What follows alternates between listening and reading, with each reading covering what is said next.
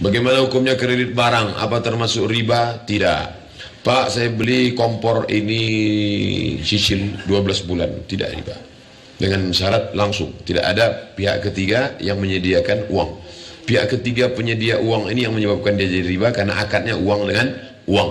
Adapun uang dengan barang cicil tidak riba. Mana dalilnya? Sahih Bukhari.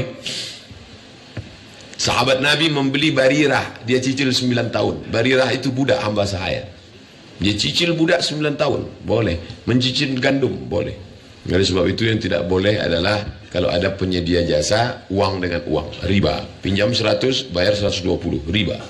Alladzina yakuluna riba, orang yang makan riba, la yaqumuna illa kama yaqumul ladzi yatakhabbathu asyaitanu minal mas. Dia akan bangun dari kubur bangkit seperti orang kerasukan setan. Nanti ketika di akhirat kita lihat ada orang kerasukan, kamu makan riba ya? Dia pun nunjuk kita juga, kau lebih parah lagi gitu. Saya sudah menikah, alhamdulillah. Tapi istri dan anak saya pergi, na'udzubillah. Kembali ke agama Kristen, murtad, dan menikah lagi dia dengan orang Kristen. Apakah saya berdosa? Ya, berdosa. Kenapa berdosa? Ya ayyuhalladzina amanu, wahai orang beriman, qu anfusakum, jaga dirimu, wa ahlikum, istri dan anakmu, nara, dari api neraka. Mestinya kau jaga mereka dari api neraka. Kok bisa mereka murtad?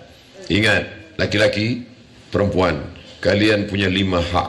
Ada 5 hak perempuan dalam diri kalian, dan ada 5 kewajiban. Kasih dia makan, pakaian, tempat tinggal, pendidikan, perhatian. Kenapa dia bisa murtad? Bisa jadi dia tidak makan, sementara ada yang lain akan memberi dia makan. Bisa jadi dia kurang perhatian, ada yang lebih perhatian.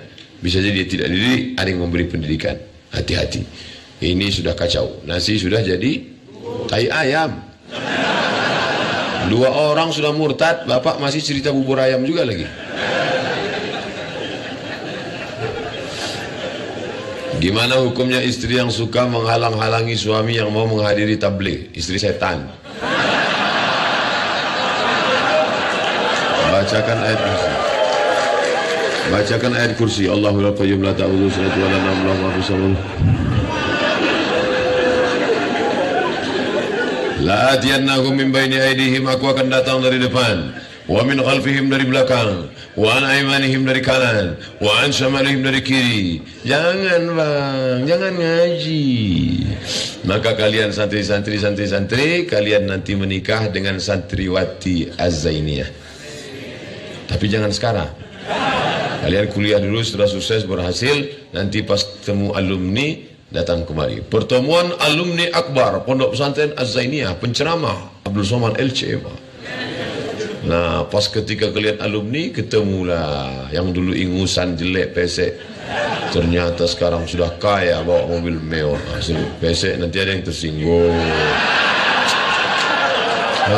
Susah saya. Yang dulunya enggak cantik dan enggak mancung, akhirnya datang, tiba-tiba, loh itu siapa? Itu yang dulu terdekat asrama. Iya, yang dekat yang dulu. Sekarang dia di mana? Sekarang sudah jadi pegawai Pemprov. Masya Allah. Itu yang mana? Itu yang dulu yang makan bakwan bayar, kalau makan 3 bayar 2 itu. Akhirnya mereka ketemu, ngomong sama Kiai. Jangan Kiai, saya mau sama dia. Oke, saya pinangkan. Dipinangkan, nikahlah, walimah, maka baik. Kalau tidak, kalian 2 kali kerja. Kalau orang baik ketemu orang baik, lalu orang jahat, siapa yang menyelamatkan Pak Ustadz? Oke, yang kedua nanti baru cari orang jahat.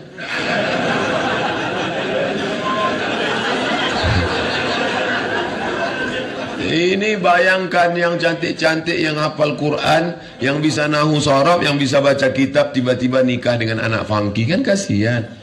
Dia jilbabnya panjang, suaranya bagus, nikah sama anak funky. Bayangkan, mesti kalian yang menyelamatkan itu. Kalau tidak, habis dia. Jangan sampai saya bertindak.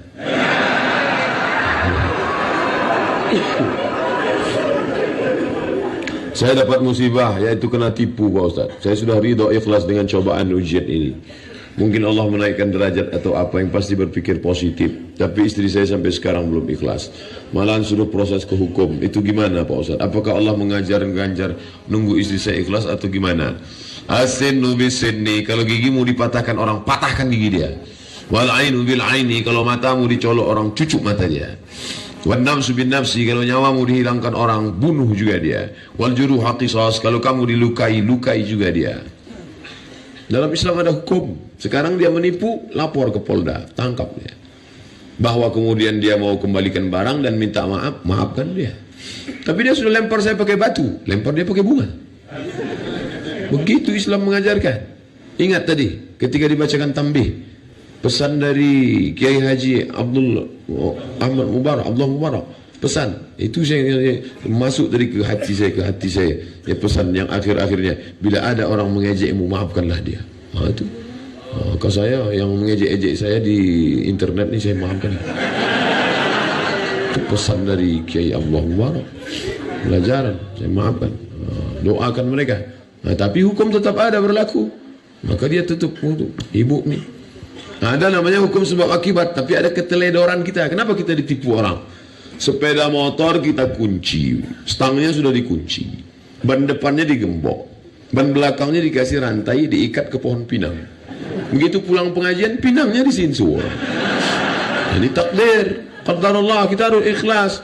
Jangan berpikir kenapa tadi aku ikat ban belakang, kenapa ban depan enggak, kenapa tadi aku ikat, kenapa.